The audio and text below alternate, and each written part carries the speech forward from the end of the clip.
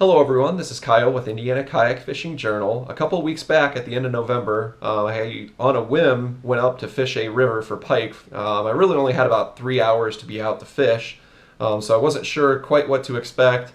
The water's pretty cold, the air's pretty cold, so I was just going to go give it a shot and see what happened. And actually the day turned out really, really well. I ended up with 6 pike in the boat from 20 to 30 inches, and I missed probably 6 more fish that I could have had over the course of the day. So it was a really good day. So it's just one of those things. If you ever have the chance to get out, even if you think it might not be an ideal time to go, you should definitely go and give it a try because you never know what's going to happen. So I hope you guys enjoy the footage.